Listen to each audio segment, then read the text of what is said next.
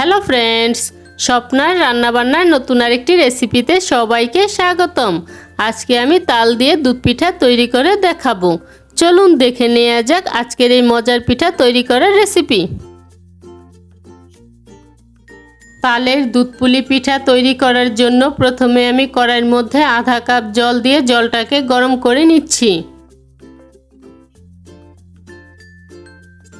জলটা গরম হয়ে যাওয়ার পর এবার এর মধ্যে 1 কাপ তালের রস, সামান্য পরিমাণ লবণ ও 3 টেবিল চামচ চিনি দিয়ে এটাকে আমি জাল করে নিচ্ছি। তালের রসটা যাতে নিচে লেগে না যায় তার জন্য এখানে আমি জলটা আগে দিয়ে তালের রসের সাথে ভালো করে মিশিয়ে এটাকে আমি জাল করে নিয়েছি।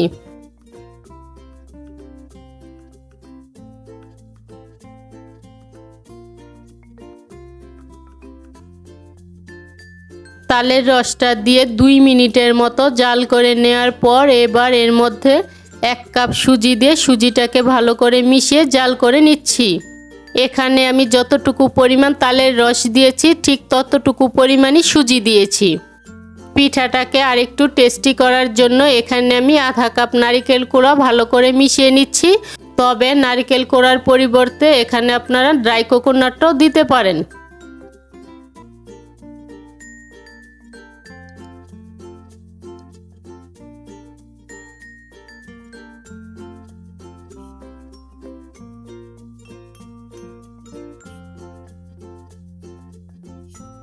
চুলার আঁচটা লোতে রেখে এটাকে আমি 2-3 মিনিটের মতো জাল করে নেওয়ার পর এখন এটাকে আমি নামিয়ে ঠান্ডা করে নিচ্ছি। এবার দুধ পুলি পিঠার দুধটা তৈরি করার জন্য প্যানে দিয়ে দিচ্ছি আধা লিটার দুধ,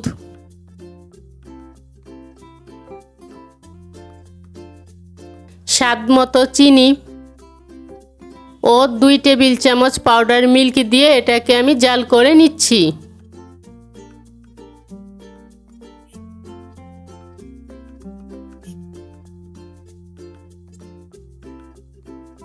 সব কিছু মিশিয়ে নেওয়ার পর এখন চুলার আঁচটাকে আমি লোতে রেখে দিব আর দুধটা জাল হতে হতে পিঠাগুলোকে আমি তৈরি করে নিচ্ছি। মন্ডটা ঠান্ডা হয়ে যাওয়ার পর এবার হাতে সামান্য পরিমাণ ঘি মেখে এটাকে আমি মেখে নিচ্ছি।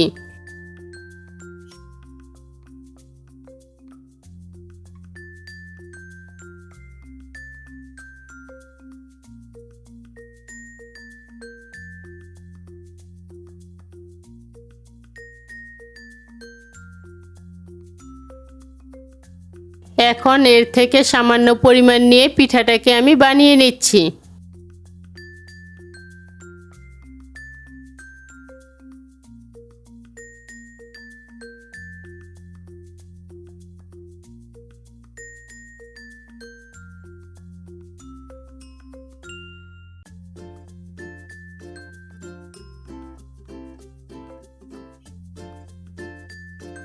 এখন চালনির উপর রেখে সামান্য চাপ দিয়ে পিঠার ডিজাইনটা তৈরি করে নিচ্ছি।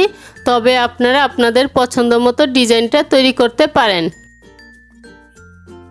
ঠিক একই রকম করে সবগুলো পিঠাই আমি তৈরি করে নিচ্ছি।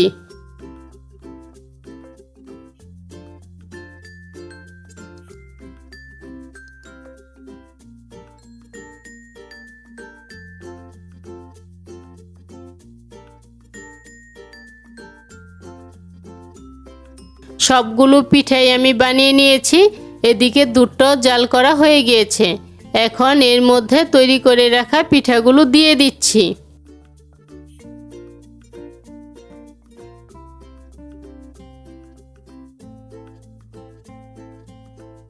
এবার এটাকে আমি 1 মিনিটের মতো হাই হিটে জাল করে নিব।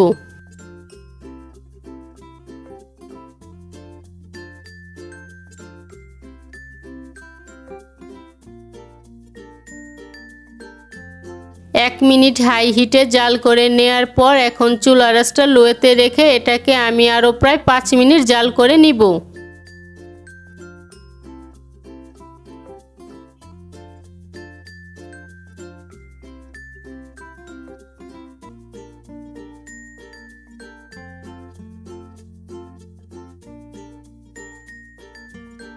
5 মিনিট লো হিটে জাল করে নেওয়ার পর পিঠাগুলো তৈরি হয়ে গিয়েছে। এখন নামিয়ে পরিবেশন করে নিলেই তৈরি হয়ে যাবে তাল দিয়ে মজাদার দুধ পিঠা। আজকের এই তাল দিয়ে মজাদার দুধ পিঠার রেসিপিটি যদি ভালো লেগে থাকে তাহলে স্বপ্নার রান্নাবান্না চ্যানেলটি সাবস্ক্রাইব করে পাশে থাকা বেল আইকনে প্রেস করতে ভুলবেন না। আজকের মতো এখানেই বিদায় নিচ্ছি। দেখা হচ্ছে পরবর্তী নতুন কোনো রেসিপিতে।